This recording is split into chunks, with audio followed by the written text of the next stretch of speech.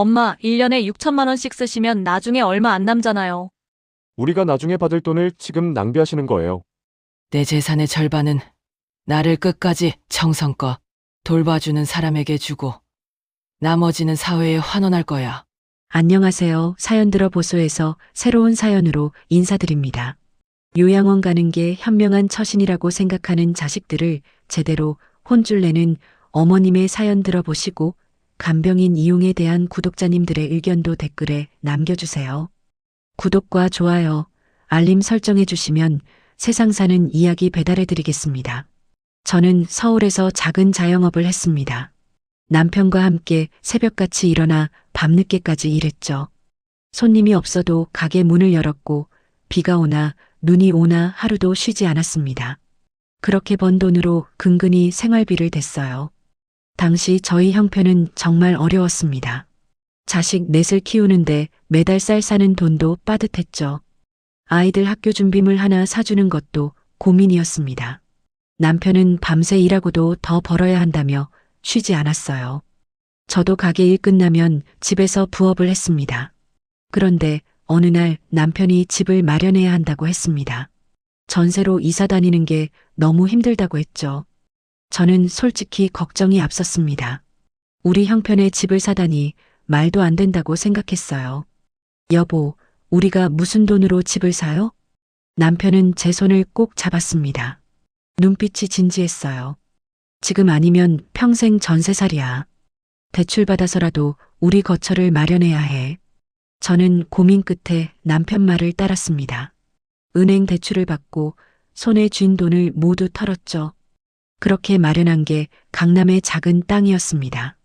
당시만 해도 강남은 지금처럼 비싼 곳이 아니었어요. 논밭이 많았고 개발이 덜 된 곳이었죠. 주변 사람들은 왜 그런 외진 곳에 땅을 사냐고 했습니다.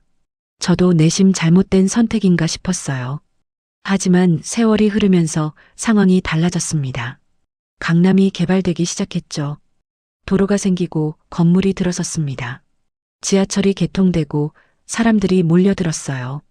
저희가 산 땅의 가격이 오르기 시작했습니다. 처음엔 조금씩 올랐죠. 그러더니 점점 더 빠르게 올랐습니다. 몇 년 사이에 몇 배가 되었어요. 저는 믿을 수가 없었습니다. 가난하게 살던 저희가 갑자기 돈을 만진 거예요. 땅값이 오른다는 소식을 듣고도 실감이 안 났죠. 그때부터 남편과 저는 부동산에 눈이 떴습니다. 우연히 산 땅이 이렇게 오르는 걸 보니 욕심이 생겼어요. 가게에서 버는 돈을 모아서 또 땅을 샀습니다. 이번에도 강남이었습니다. 개발될 것 같은 지역을 골라서 샀죠. 작은 땅이었지만 저희한테는 큰 돈이었어요. 남편은 부동산 공부를 했습니다. 신문을 꼼꼼히 읽고 개발 계획을 알아봤죠. 저도 남편을 따라다니며 땅을 보러 다녔습니다. 여보, 이 동네도 곧 개발된대. 지금 사두면 나중에 오를 거야. 저는 불안했지만 남편을 믿었습니다. 지난번에도 남편 말이 맞았으니까요. 버는 족족 부동산에 투자했습니다. 가게 수익이 생기면 저축하지 않고 땅을 샀어요. 대출도 추가로 받았죠. 위험한 선택이었지만 저희는 과감했습니다. 몇 년 후 그 땅들도 모두 올랐습니다. 개발이 진행되면서 가격이 2배, 3배로 뛰었어요. 저희는 팔지 않고 계속 보유했습니다. 어느새 저희는 강남에 땅을 여러 개 소유하게 되었습니다. 처음에는 하나였는데 점점 늘어났죠. 가난했던 저희가 부동산 부자가 된 겁니다. 주변 사람들이 놀라워했습니다. 어떻게 저렇게 돈을 벌었냐고 물었어요. 저희는 그저 운이 좋았다고 했습니다. 하지만 운만은 아니었습니다. 남편의 안목과 저희의 과감한 결단이 있었죠. 두려워하지 않고 투자한 게 성공의 비결이었어요. 이제는 아이들에게 필요한 걸 다 해줄 수 있었습니다.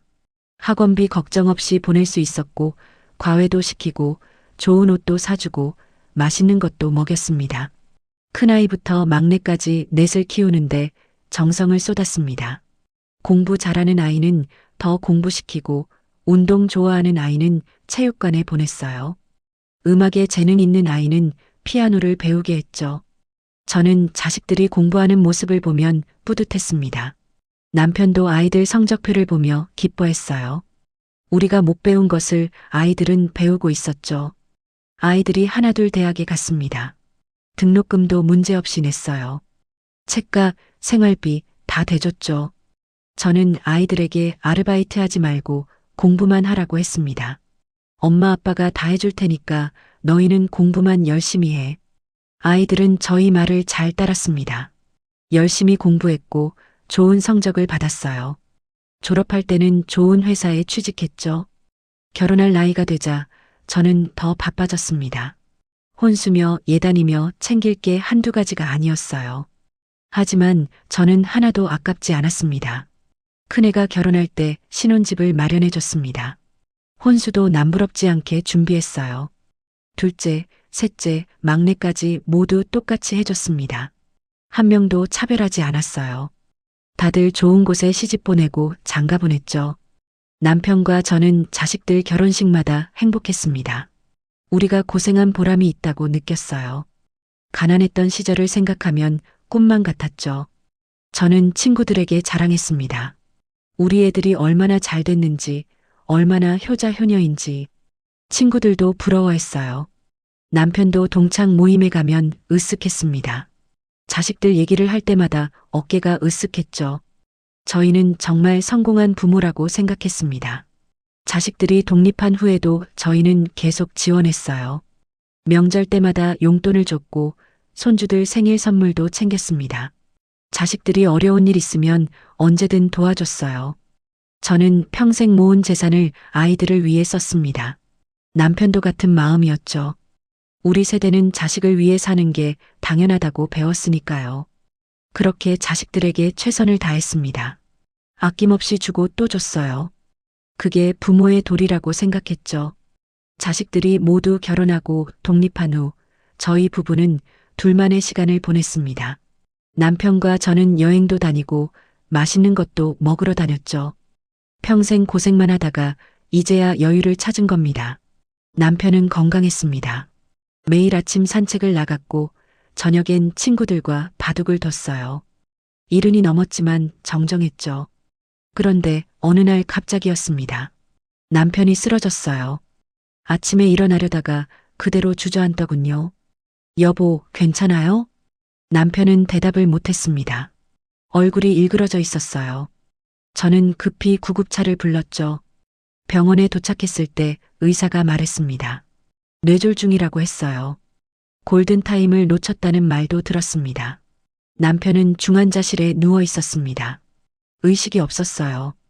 저는 남편 손을 잡고 울었죠. 제발 눈을 떠달라고 빌었습니다. 자식들도 병원으로 달려왔습니다. 넷 모두 걱정하는 얼굴이었어요. 큰아들이 의사와 이야기를 나눴죠. 어머니, 아버지 상태가 안 좋으시대요. 저는 고개를 끄덕였습니다. 말이 나오지 않았어요. 가슴이 무너지는 것 같았습니다. 일주일을 그렇게 보냈습니다. 남편은 깨어나지 않았어요. 저는 병실을 지키며 기도했죠. 그러던 어느 날 밤 남편이 세상을 떠났습니다. 조용히 아무 말 없이 갔어요. 저는 남편의 마지막을 지켜봤습니다. 장례식을 치르는 동안 저는 멍했습니다. 사람들이 위로해도 실감이 안 났어요. 평생을 함께한 남편이 정말 간 건가 싶었죠. 장례를 마치고 집에 돌아왔을 때 더 힘들었습니다. 빈집이 너무 넓었어요. 남편이 앉던 자리가 텅 비어 있었죠. 저는 남편의 옷을 만지며 울었습니다. 남편 냄새가 났어요. 이제 다시는 남편을 볼 수 없다는 게 믿기지 않았습니다. 자식들은 며칠에 한 번씩 들렀습니다. 괜찮으냐고 물었어요. 저는 괜찮다고 했죠. 하지만 괜찮지 않았습니다. 밤이 되면 더 외로웠습니다. 남편과 함께 보던 텔레비전을 혼자 봤어요. 저녁을 먹어도 맛이 없었죠. 친구들이 찾아왔습니다. 위로해줬어요. 하지만 위로가 되지 않았습니다. 남편이 있어야 할 자리는 아무도 채울 수 없었죠. 몇 달이 지나면서 저도 건강이 나빠지기 시작했습니다. 무릎이 아팠어요. 계단을 오르내릴 때 힘들었죠. 허리도 자주 아팠습니다. 오래 앉아 있으면 일어나기 힘들었어요. 병원에 가니 나이 탓이라고 했습니다. 저는 약을 먹었습니다. 진통제를 달고 살았어요. 하지만 통증은 점점 심해졌죠. 잠도 제대로 못 잤습니다. 밤마다 통증 때문에 깼어요. 남편 생각도 나고 몸도 아프고 정말 힘든 시간이었습니다. 자식들에게는 말하지 않았습니다. 걱정할까봐 숨겼어요. 혼자 병원 다니며 치료받았죠. 그러던 어느 겨울날이었습니다. 저는 시장을 보러 나갔어요. 날씨가 추웠고 길이 얼어 있었습니다. 조심조심 걸었습니다. 하지만 미끄러웠어요. 발을 헛디뎠죠. 순간 몸이 뒤로 넘어갔습니다. 쿵 소리와 함께 바닥에 떨어졌습니다. 엉덩이를 세게 부딪혔어요. 너무 아파서 숨을 쉴 수가 없었죠. 주변 사람들이 달려왔습니다. 괜찮으냐고 물었어요. 저는 일어나려고 했지만 일어날 수가 없었습니다. 다리에 힘이 안 들어갔습니다. 통증이 심했어요. 엉덩이부터 다리까지 저리고 아팠죠. 누군가 구급차를 불렀습니다. 저는 들것에 실려 병원으로 갔어요. 정신은 멀쩡한데 몸을 못 움직였습니다. 병원에서 검사를 받았습니다. 의사가 좌골신경통이라고 했어요. 넘어지면서 신경이 눌렸다고 했죠. 입원하셔야 합니다. 당분간 안정을 취하셔야 해요. 저는 병실에 누웠습니다. 움직일 때마다 통증이 왔어요. 화장실 가는 것도 혼자 못했죠. 자식들에게 연락이 갔습니다. 큰딸이 제일 먼저 왔어요. 제 모습을 보고 놀랐죠. 엄마, 왜 이렇게 되셨어요? 저는 괜찮다고 했습니다. 하지만 괜찮지 않았어요. 통증도 심했고 마음도 무너졌습니다. 다른 자식들도 왔습니다. 모두 걱정하는 얼굴이었어요. 병실에 모여서 의사와 상담했죠. 저는 병실 침대에 누워 생각했습니다. 남편이 있었다면 이렇게 외롭지는 않았을 거예요. 남편이 옆에서 손을 잡아줬을 겁니다. 하지만 남편은 없었습니다. 저는 혼자였어요. 홀로 아픔을 견뎌야 했죠. 병원 생활은 지루했습니다. 하루 종일 누워 있었어요. 천장만 바라봤죠. 간호사가 주는 약을 먹고 주사를 맞았습니다. 통증은 쉽게 나아지지 않았습니다. 물리치료를 받았지만 효과가 더뎠어요. 의사는 시간이 필요하다고 했습니다. 저는 병실에서 다른 환자들을 봤습니다. 모두 저처럼 아픈 사람들이었어요. 혼자 늙어가는 모습들이었죠. 그때 깨달았습니다. 혼자 늙는다는 게 이렇게 힘든 일인지 몰랐어요. 남편이 있을 땐 몰랐던 겁니다. 자식들은 바빴습니다. 일하느라, 애들 키우느라 정신이 없었죠. 가끔 들러서 얼굴 보는 게 전부였습니다. 저는 병실에서 혼자 울었습니다. 남편 생각이 났어요. 왜 저를 혼자 두고 갔는지 원망스러웠습니다. 몸 관리를 더 세심하게 하지 않은 내 자신이 한탄스러웠습니다. 밤이 되면 더 지루하고 잠도 잘 오지 않았어요. 병실에 혼자 남겨졌죠. 복도에서 들리는 소리만 들었습니다. 이렇게 늙어가는 게 무서웠습니다. 앞으로 얼마나 더 혼자 살아야 할까요? 생각만 해도 막막했습니다. 병원에서의 나날은 정말 힘들었습니다. 매일 똑같은 천장을 보며 누워 있었죠. 하얀 벽, 하얀 침대, 하얀 커튼. 모든 게 무채색이었습니다. 아침마다 간호사가 체온을 재러 왔습니다. 혈압도 쟀죠. 약을 가져다 줬습니다. 정해진 시간에 식사가 나왔어요. 병원 밥은 맛이 없었습니다.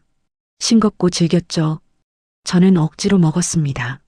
안 먹으면 간호사가 걱정했거든요. 화장실 가는 것도 일이었습니다. 혼자 갈 수 없었어요. 병원 상주 간병인을 구해서 도움을 받았습니다. 휠체어에 앉아서 이동했습니다. 제 몸이 제 몸 같지 않았습니다. 다리에 힘이 없었어요. 조금만 움직여도 통증이 왔죠. 좌골신경통은 생각보다 심했습니다. 밤에는 더 견디기 힘들었습니다. 병실이 너무 조용했어요. 가끔 복도에서 발소리가 들렸죠.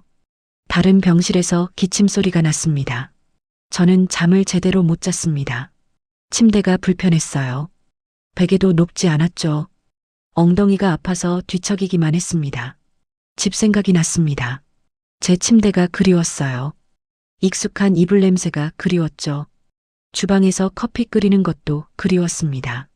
창밖을 보면 답답했습니다. 다른 건물만 보였어요. 하늘도 좁게 보였죠. 집에서는 베란다에서 화분도 보고 햇볕도 쬐곤 했는데 말입니다. 병원은 갇힌 느낌이 들었습니다. 자유롭지 못했어요. 원하는 시간에 움직일 수도 없었죠. 모든 게 규칙대로 돌아갔습니다. 하루는 큰딸이 찾아왔습니다. 과일을 들고 왔어요. 사과를 깎아주며 물었습니다. 엄마, 많이 힘드시죠? 저는 고개를 끄덕였습니다. 많이 힘들다고 말했어요. 큰딸은 조금만 참으라고 했죠. 곧 나으실 거예요. 의사 선생님이 그러셨잖아요. 하지만 언제까지 여기 있어야 하는지 몰랐습니다. 한 달인지 두 달인지 의사도 확답을 주지 않았어요. 같은 병실에 할머니 한 분이 계셨습니다. 저보다 나이가 많아 보였어요. 칠수는 넘으신 것 같았죠. 할머니는 무릎 수술을 하셨다고 했습니다. 인공관절을 넣으셨대요. 저와 비슷하게 움직이기 힘들어 하셨죠. 어느 날 할머니가 말을 걸어왔습니다. 병원 생활이 어떠냐고 물으셨어요.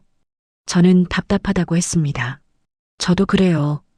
빨리 집에 가고 싶어요. 할머니는 고개를 끄덕이셨습니다. 병원은 아무리 좋아도 집만 못하다고 했죠. 저도 정말 공감했습니다. 그런데 말이에요.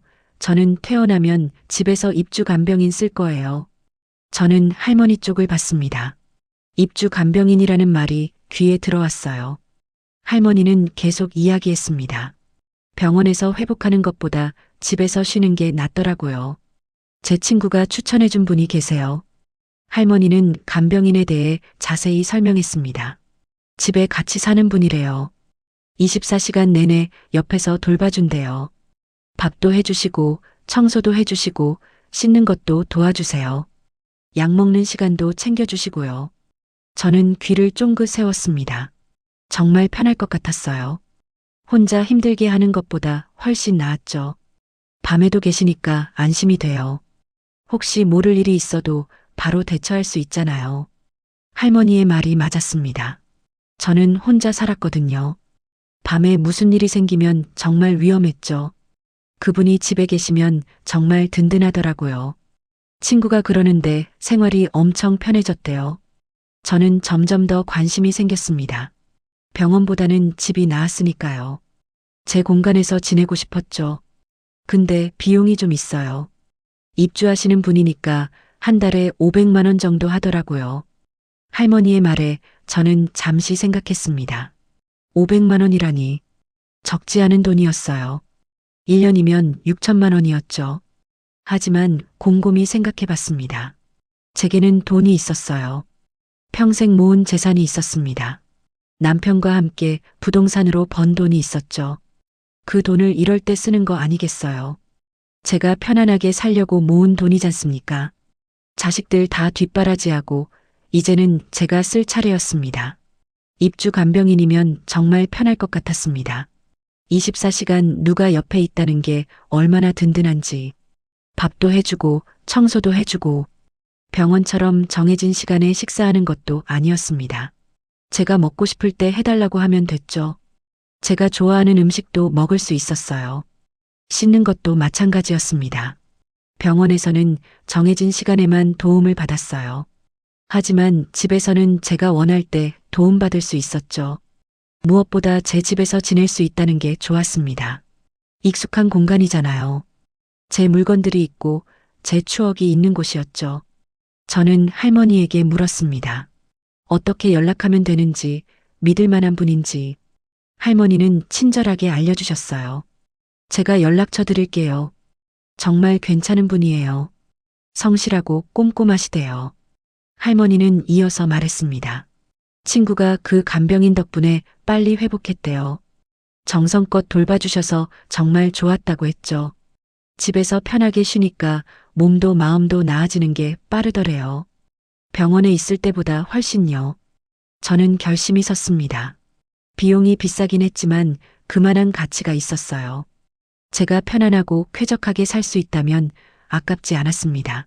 건강한 게 제일 중요했습니다. 돈은 쓰라고 있는 거니까요. 저 혼자 고생하면서 돈을 아낄 필요가 없었죠. 그날 밤 저는 생각했습니다. 정말 집으로 가야겠다고. 이 병원에서 더 있으면 미칠 것 같았어요. 제 집에서 제 물건들에 둘러싸여 있고 싶었습니다. 제 소파에 앉고 싶었어요. 제 침대에서 자고 싶었죠. 다음날 의사 회진 때 물어봤습니다. 집에서 요양하면 안 되냐고. 의사는 잠깐 생각하더니 말했어요. 집에서 관리만 잘하시면 괜찮습니다. 물리치료는 병원 다니시면서 받으시고요. 저는 마음이 정해졌습니다. 퇴원하자마자 입주 간병인을 고용하기로 했어요. 할머니가 준 연락처로 전화했죠. 간병인과 통화했습니다. 중년 여성이었어요. 목소리가 차분했죠. 경력도 오래됐다고 했습니다. 언제부터 필요하세요? 저는 일주일 후부터라고 했습니다. 그때쯤 퇴원할 것 같다고 했어요. 간병인은 알겠다고 했죠. 비용 이야기도 했습니다. 할머니가 말한 대로 한 달에 500만 원이었어요. 입주하는 조건이었죠. 저는 괜찮다고 했습니다. 식사 준비, 청소, 세탁, 약 챙기기, 씻기 도와드리기 다 해드립니다. 밤에도 제가 옆방에 있을 거예요. 간병인의 설명을 들으니 마음이 놓였습니다. 정말 생활이 편해질 것 같았어요. 혼자 고생하지 않아도 됐죠. 통화를 끝내고 나니 마음이 가벼워졌습니다. 드디어 집으로 갈 수 있다는 생각에 기뻤어요. 병원 생활도 이제 얼마 안 남았죠. 자식들에게는 아직 말하지 않았습니다. 나중에 말하면 된다고 생각했어요. 제 돈으로 제가 결정한 일이니까요. 평생 자식들 위해 살았습니다. 이제는 저를 위해 살고 싶었어요. 제가 편안한 게 제일 중요했죠. 남편이 살아계셨다면 뭐라고 했을까요? 아마 찬성했을 겁니다. 남편도 항상 저보고 아끼지 말라고 했거든요. 저는 창밖을 봤습니다. 하늘이 보였어요. 구름이 흘러가고 있었죠. 곧 제 집 창문으로 저 하늘을 보겠구나 싶었습니다. 병원 침대에 누워서도 기분이 좋았습니다. 집에 간다는 생각만으로 힘이 났어요. 조금만 더 참으면 됐죠. 간호사가 약을 가져왔습니다. 저는 웃으며 약을 받았어요. 간호사가 물었죠. 오늘 기분이 좋아 보이세요? 저는 고개를 끄덕였습니다. 곧 퇴원한다고 했어요. 간호사도 축하한다며 웃었습니다. 그날 밤 저는 편히 잤습니다. 오랜만에 꿈도 꿨어요. 집에서 커피를 마시는 꿈이었죠. 행복한 꿈이었습니다. 드디어 퇴원하는 날이 왔습니다. 일주일이 지나 몸 상태가 조금 나아졌거든요. 의사도 집에서 쉬면서 물리치료 받으라고 했죠. 자식들이 병원으로 왔습니다. 큰아들과 큰딸이 함께 왔어요. 짐을 챙겨주고 휠체어를 밀어줬죠. 차를 타고 집으로 가는 길이 행복했습니다. 창밖 풍경이 새로웠어요. 병원에만 있다가 나오니 세상이 달라 보였죠. 집에 도착했습니다. 현관문을 여는 순간 익숙한 냄새가 났어요. 제 집 냄새였죠. 눈물이 날 뻔했습니다. 큰아들이 저를 소파까지 부축했습니다. 조심조심 걸었어요. 다리가 아직 불편했거든요. 소파에 앉으니 편했습니다. 제자리에 앉은 느낌이었어요. 병원 침대와는 차원이 달랐죠. 큰딸이 부엌에서 물을 떠왔습니다. 제 컵에 담아줬어요.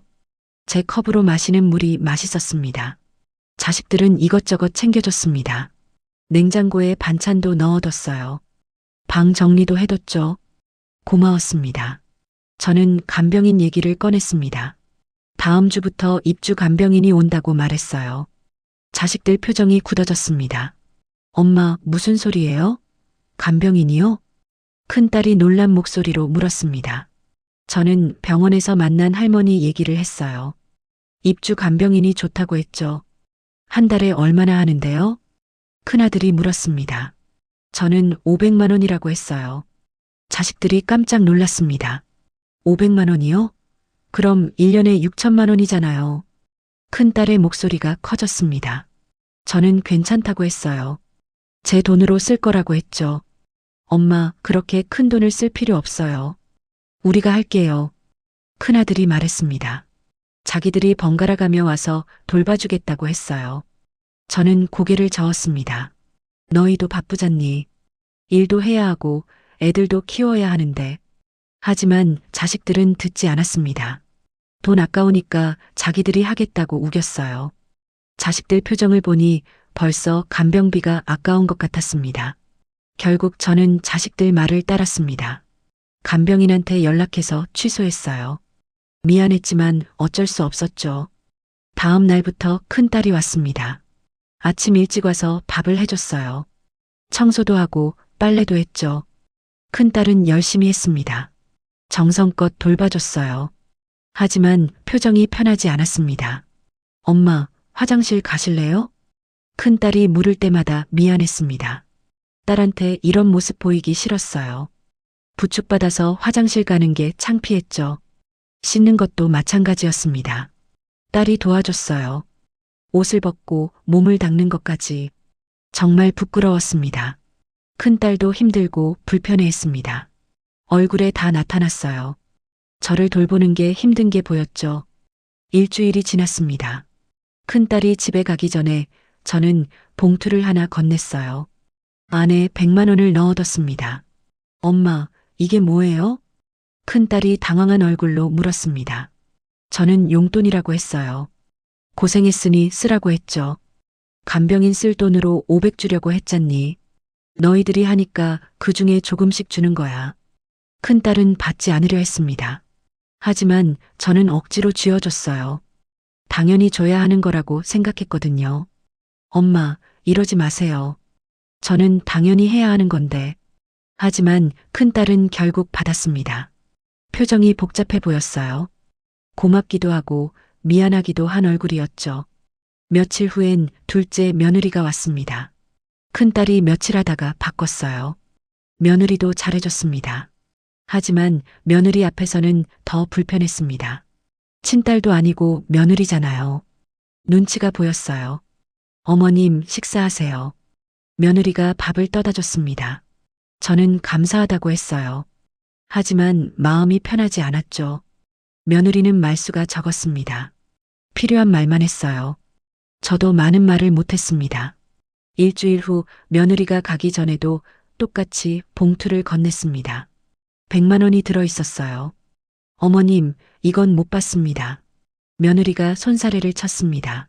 하지만 저는 꼭 받으라고 했어요. 수고했으니 당연한 거라고 했죠. 며느리는 망설이다가 받았습니다.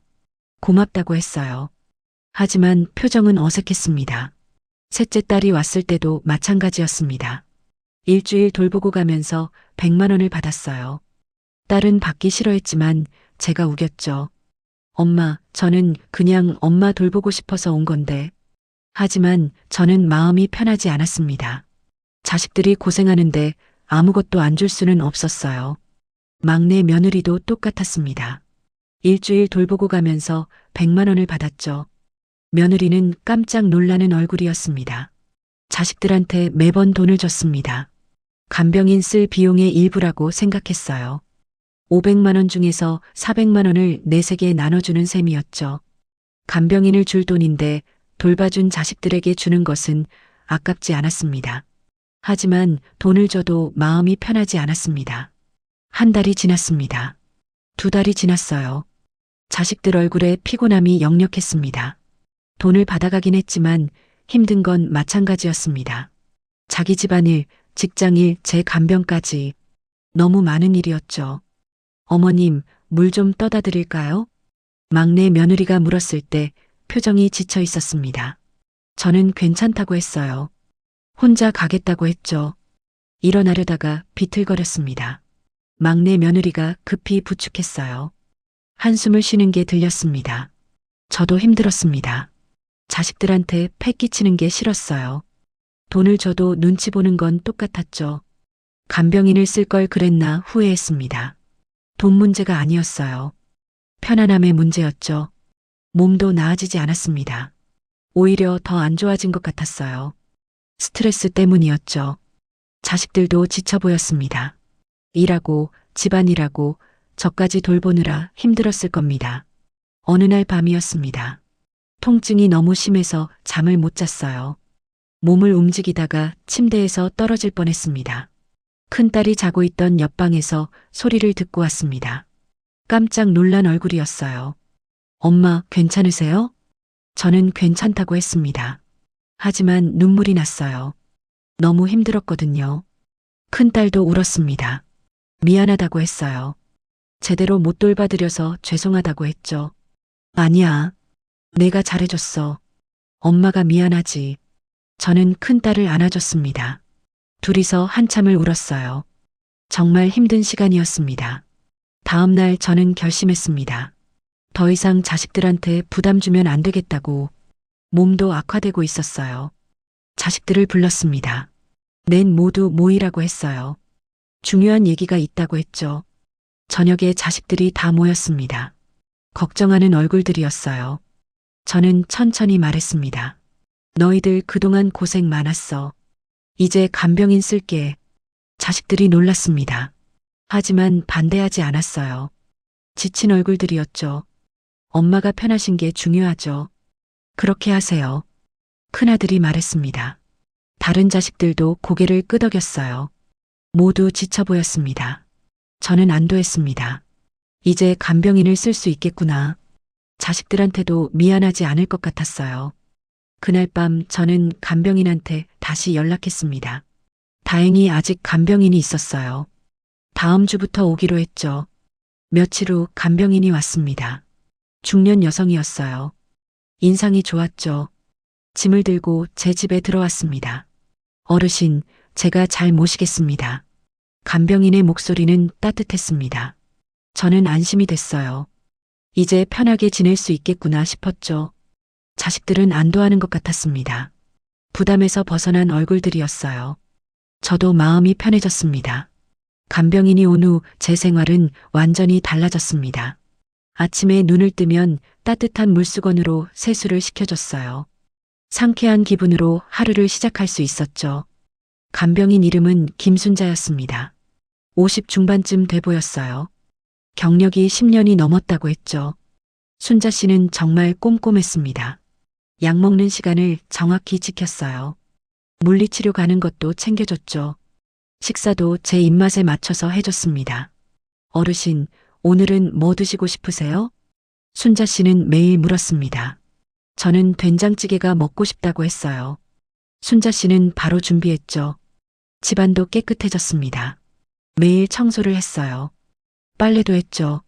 제가 아무것도 신경 쓸 필요가 없었습니다. 밤에도 안심이 됐습니다. 순자 씨가 옆방에서 자고 있었거든요.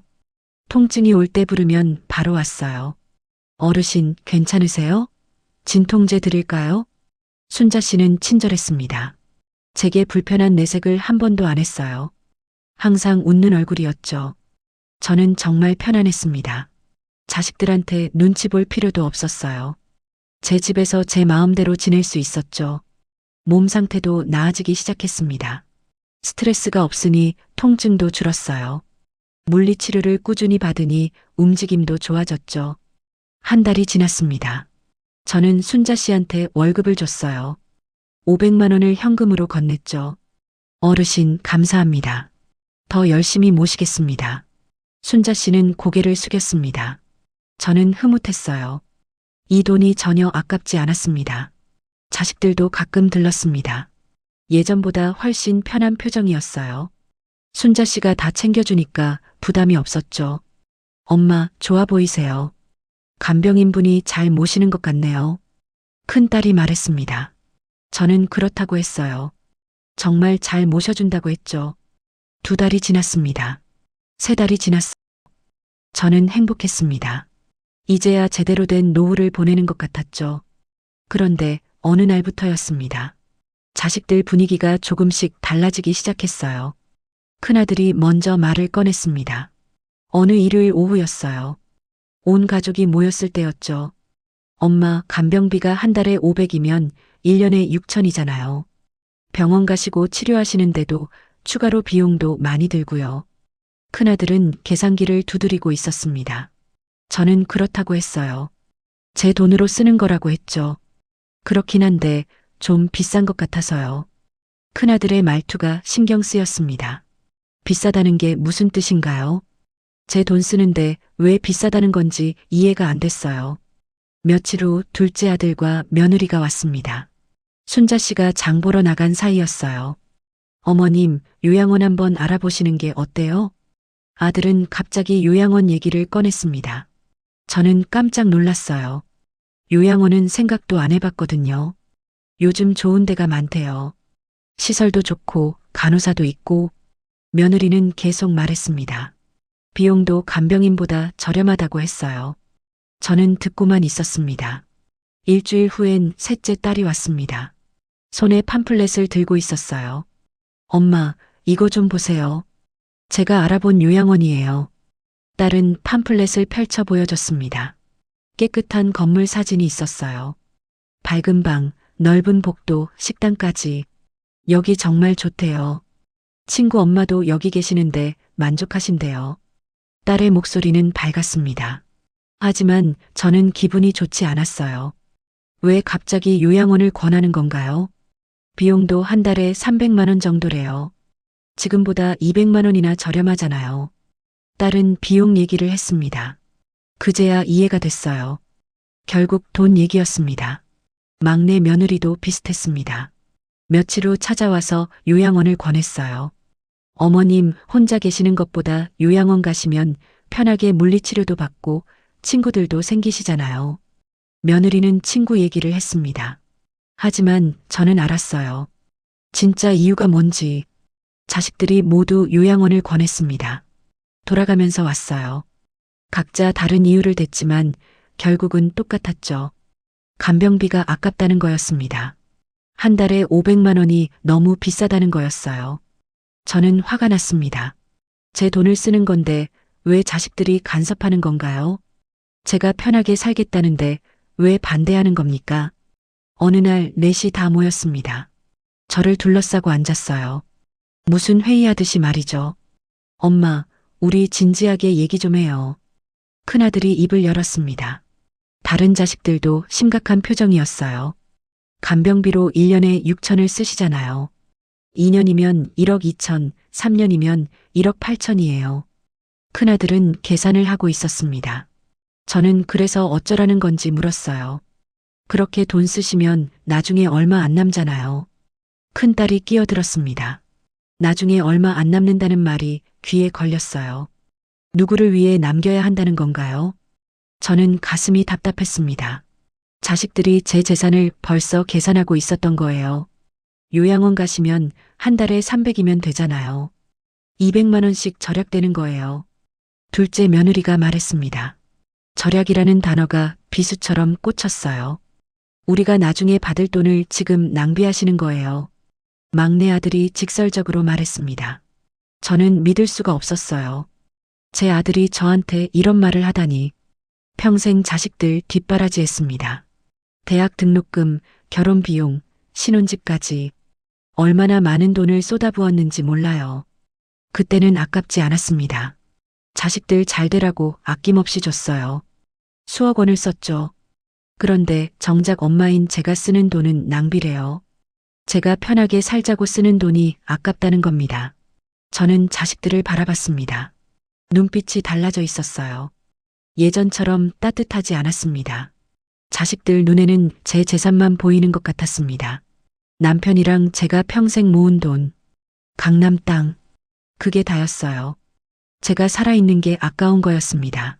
제가 돈을 쓰면 자기들 몫이 줄어드니까요. 저는 마음이 무너졌습니다. 이렇게까지 야속할 수 있나 싶었어요. 제 자식들이 이럴 줄은 몰랐습니다. 엄마는 우리 생각 안 하세요? 우리도 애들 키우고 대출 갚고 힘들어요. 큰딸이 울먹였습니다. 하지만 저는 동정심이 안 생겼어요. 그건 딸의 문제였습니다. 저도 제 인생이 있었습니다. 제가 편하게 살 권리가 있었어요. 제 돈으로 제가 쓰고 싶은 대로 쓸 권리가 있었죠.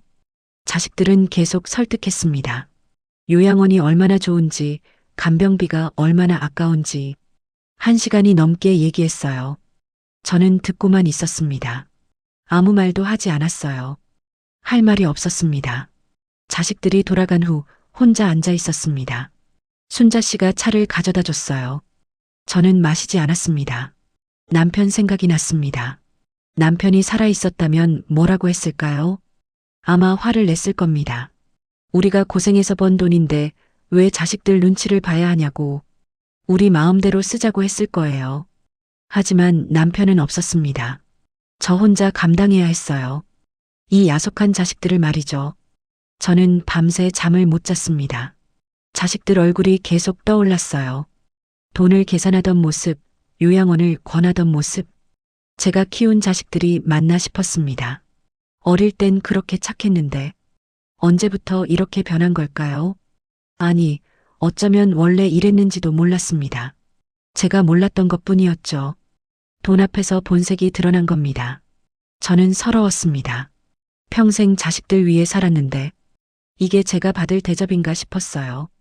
인생이 허망했습니다. 뭐하러 이렇게 열심히 살았나? 자식들 좋은 일만 시켰구나 싶었죠. 며칠을 고민했습니다. 밤마다 잠을 설쳤어요. 자식들 얘기가 머릿속을 떠나지 않았죠. 그러다가 문득 생각했습니다. 왜 제가 눈치를 봐야 하나? 제 돈인데 왜 자식들 허락을 받아야 하나? 남편과 제가 평생 일해서 번 돈이었습니다. 우리 땀과 눈물이 서린 재산이었어요. 그걸 어떻게 쓰든 우리 마음 아니겠습니까? 저는 화가 났습니다. 참았던 감정이 폭발할 것 같았어요. 더 이상 참을 수 없었죠. 아침에 일어나자마자 전화를 했습니다. 큰아들한테 먼저 걸었어요. 다음 주 일요일에 다들 모여. 중요한 얘기가 있어. 목소리가 단호했습니다. 큰아들은 무슨 일이냐고 물었어요. 저는 와보면 안다고 했죠. 다른 자식들한테도 똑같이 전화했습니다. 모두 오라고 했어요. 한 명도 빠지면 안 된다고 했죠. 자식들은 걱정하는 목소리였습니다. 무슨 일이냐고 물었어요. 저는 대답하지 않았습니다. 그 주 동안 저는 준비를 했습니다. 먼저 변호사 사무실에 전화했어요. 상담 예약을 잡았죠. 변호사 사무실에 갔습니다. 순자 씨가 동행해줬어요. 젊은 여자 변호사가 맞아줬습니다. 어떤 일로 오셨어요? 변호사가 물었습니다. 저는 유언장을 새로 쓰고 싶다고 했어요. 변호사는 고개를 끄덕였죠. 저는 제 생각을 말했습니다. 재산의 절반은 저를 끝까지 정성껏 돌봐주는 사람에게 주고 싶다고, 나머지는 사회에 환원하고 싶다고 했어요. 자녀분들은요? 변호사가 조심스럽게 물었습니다. 저는 이미 충분히 해줬다고 말했어요.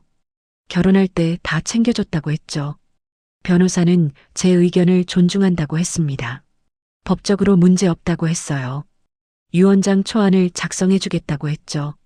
일주일 후 유언장이 나왔습니다. 변호사가 집으로 가져다 줬어요. 내용을 확인하고 서명했습니다. 그리고 일요일이 왔습니다. 자식들이 모두 모이는 날이었어요. 저는 아침부터 긴장했습니다. 순자 씨한테 부탁했습니다. 오늘은 잠깐 나가 있어달라고 했어요. 순자 씨는 알겠다며 외출했죠. 오후 2시 자식들이 하나둘 도착했습니다. 큰아들이 제일 먼저 왔어요. 큰딸, 둘째, 셋째, 막내까지 모두 왔죠. 거실에 모두 앉았습니다.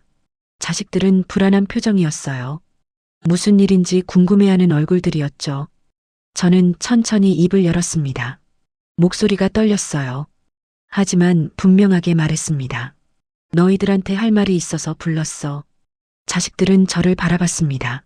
저는 심호흡을 했어요. 준비한 말을 꺼냈죠. 내 재산은 내가 번 거야. 아빠랑 내가 평생 일해서 모은 돈이야. 자식들은 조용히 듣고 있었습니다. 저는 계속 말했어요. 그 돈을 어떻게 쓸지는 내가 정하는 거야.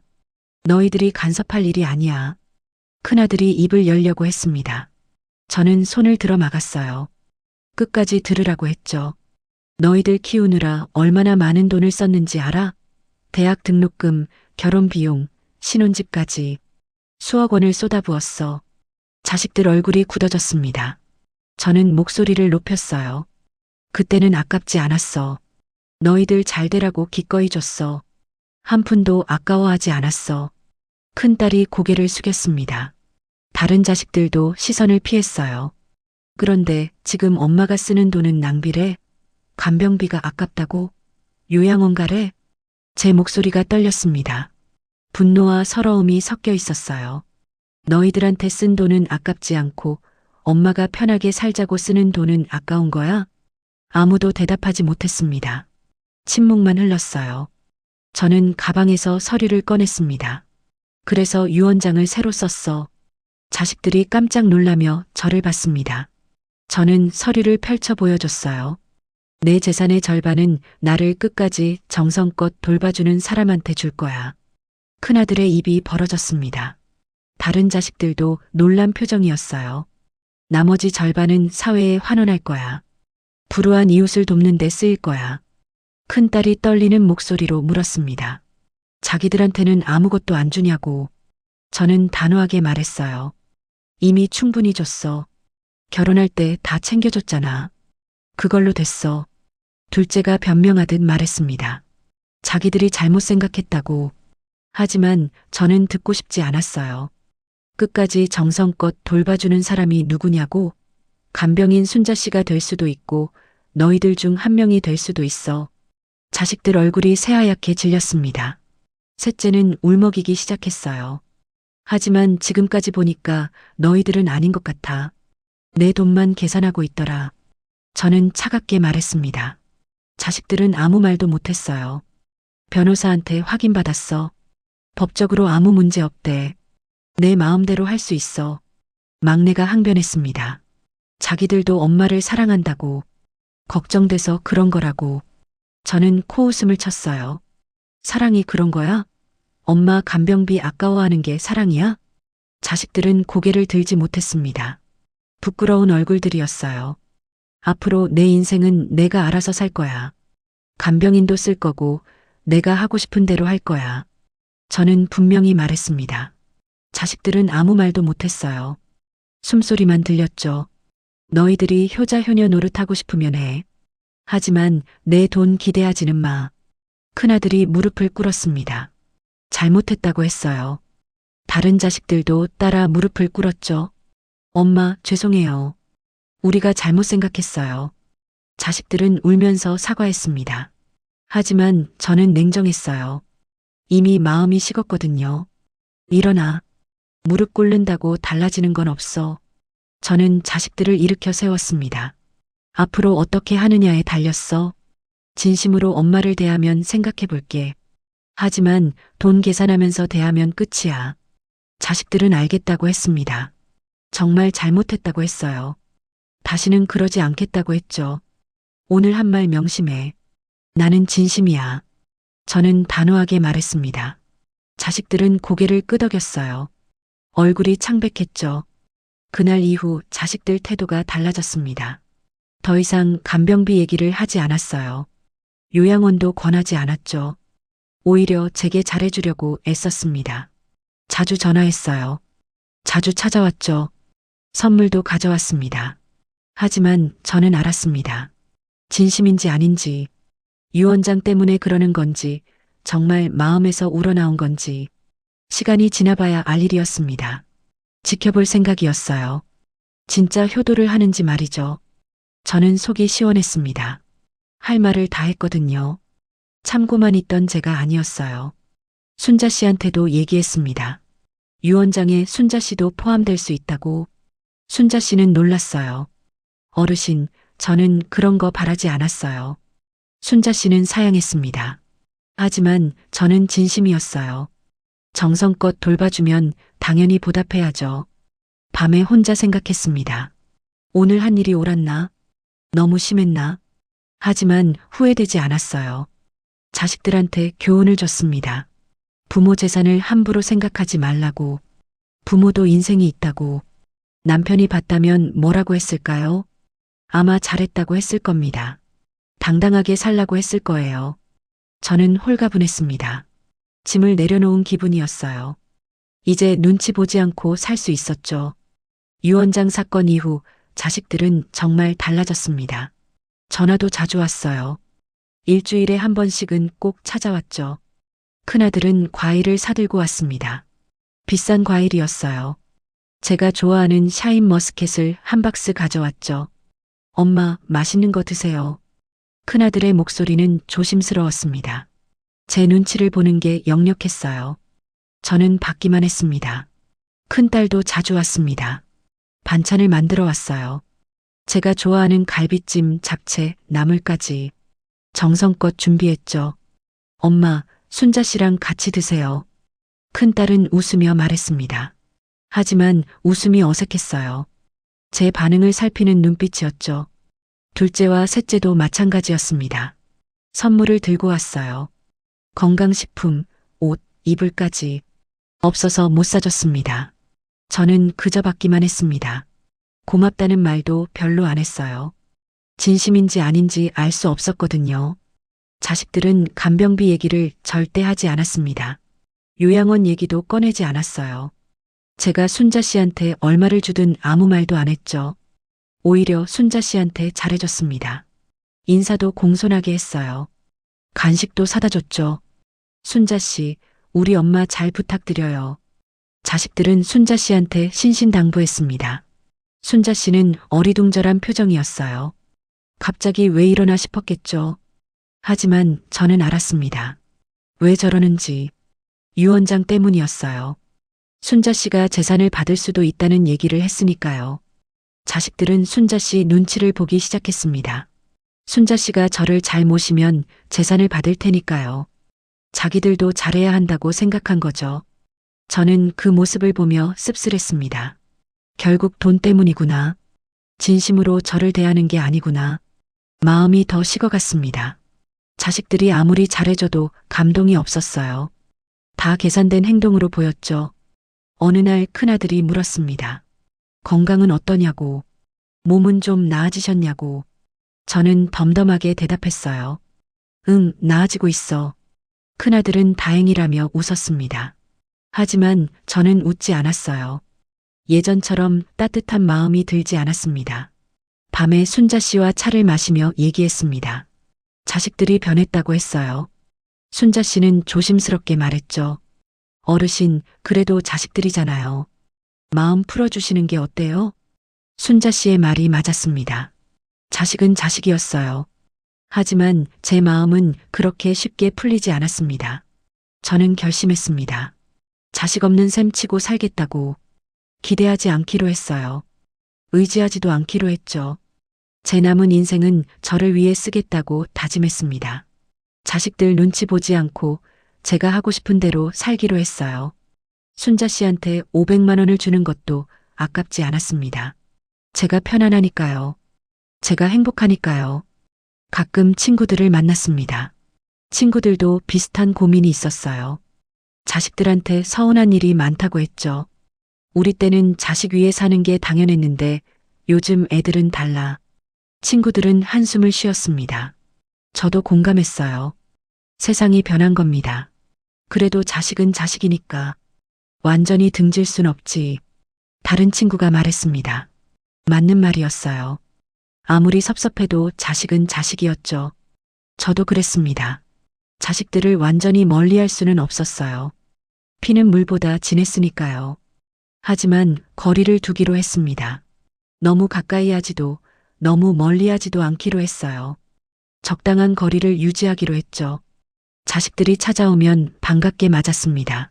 하지만 예전처럼 과하게 챙기지는 않았어요. 용돈도 주지 않았죠. 명절에도 마찬가지였습니다. 모이긴 했어요. 하지만 제가 준비하지 않았습니다. 순자 씨가 다 했죠. 자식들은 어색해했습니다. 예전처럼 엄마가 이것저것 챙겨주지 않으니까요. 하지만 저는 개의치 않았습니다. 순자 씨가 준비했어. 맛있게 먹어.